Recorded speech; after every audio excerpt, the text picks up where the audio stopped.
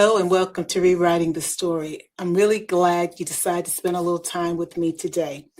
This series is for anyone who has ever looked at their life and thought, something needs to change, but I'm not sure where to begin. We're not here to rush to an answer. We're here to think about the next steps together. I want to begin with a question. Have you ever had one of those moments where nothing around you looked different, but something inside of you kept saying, this doesn't feel the same anymore? Maybe you couldn't explain it. Maybe you tried to ignore it, but life kept still. The bills didn't need to be paid. You didn't depend, people didn't depend on you. You were still showing up, and from the outside, nothing looked different. But inside, something kept asking for your attention. I think most of us have lived these experiences from time to time. We often dismiss them because they don't seem important enough, or perhaps we convince ourselves that we're just tired. Maybe we even say, things will settle down after this week, after I get through this project, or the holidays, after the kids get older, or after I've retired. We become very good at postponing conversations with ourselves. Today, I want us to spend some time thinking about those moments. We're not trying to solve them. I just want us to kind of notice them. Sometimes the smallest shift in our thinking begins with a very different story. So I want to share a story with you. A woman I knew had done everything she believed she was supposed to do. She worked hard, treated people well, showed up when people needed her to. If someone called, she always answered. If there was a problem, she was the person that was going to solve it. People described her as dependable. She wore that word like it was the best compliment in the world.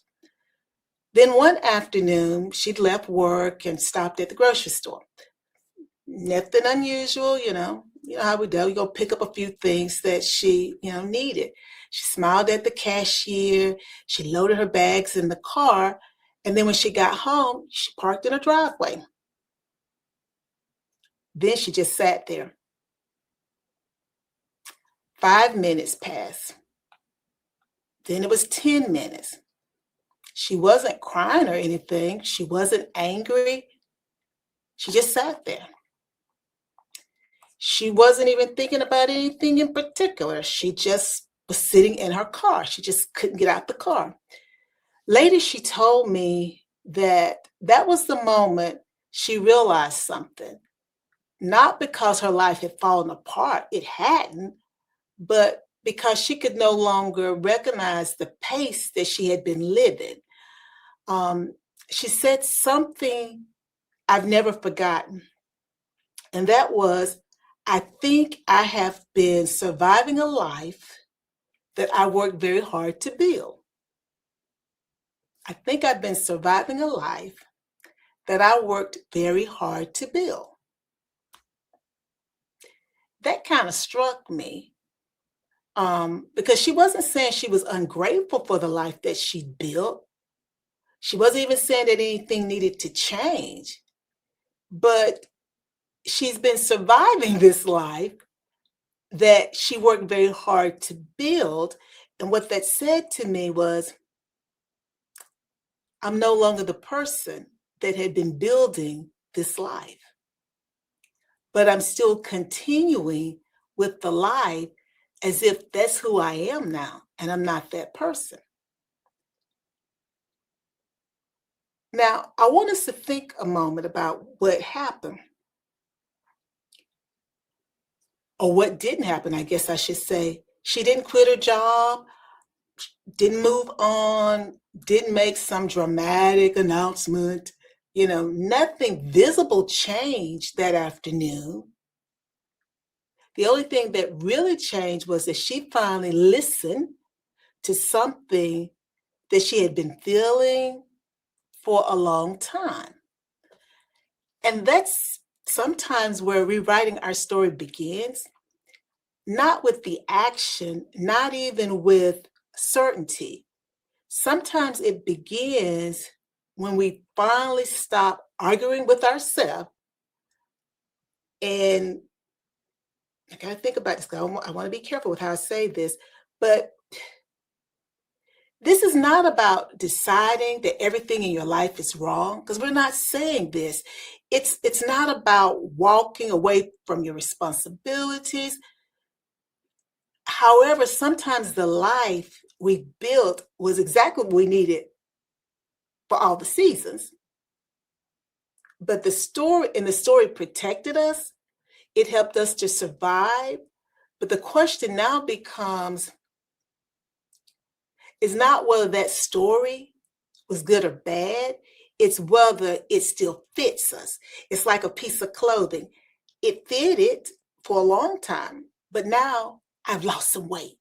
So that dress, those pants, they don't fit me anymore. And that's a different conversation.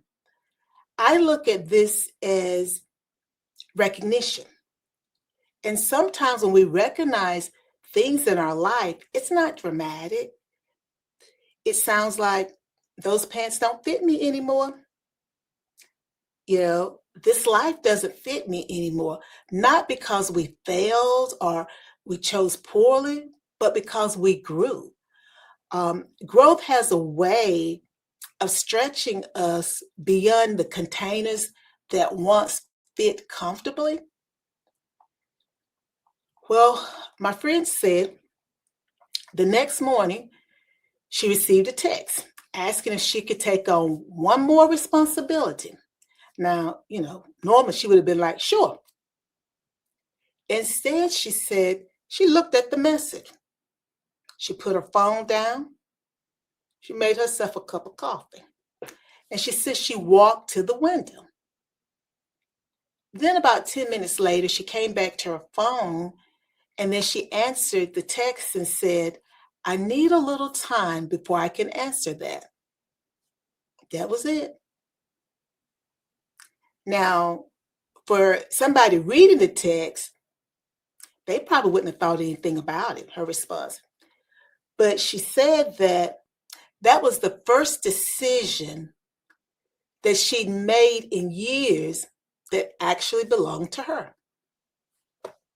Now, I love that because nothing about it looked remarkable. There was no applause. Nobody was shouting from the rafters. Nobody even knew that her history had just shifted. She refused to let her yesterday answer today's question. When I thought about it, I really appreciated that she didn't know what was coming next. She didn't have a 5-year plan. She hadn't figured everything out. She was honest enough to just stop pretending that she had unlimited capacity. I think sometimes we underestimate moments like that. We want this dramatic breakthrough. But meanwhile, life quietly changes because someone finally paused before answering. So I want to leave you with something to think about this week. Not something to fix, just something to notice. Is there any place in your life where you've been answering today's question with yesterday's story? You don't have to change anything today. You don't have to make any decisions before you're ready. We just want to notice, Sometimes recognition is enough for one day. And it's really probably the bravest thing that we do. I want to thank you for spending this time with me. One of the things I hope you discover as we spend these weeks together is that Rewriting your story rarely begins with one dramatic moment. Most times, it begins with one honest thing. If today's conversation felt familiar, sit with it for a while. You don't have to rush towards an ending.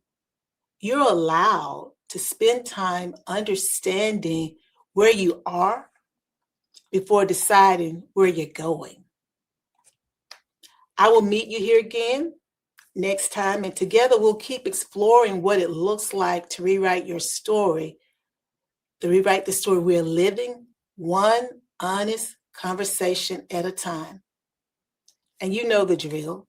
Before you go trying to take care of someone else, please make sure you take care of yourself first. Bye now.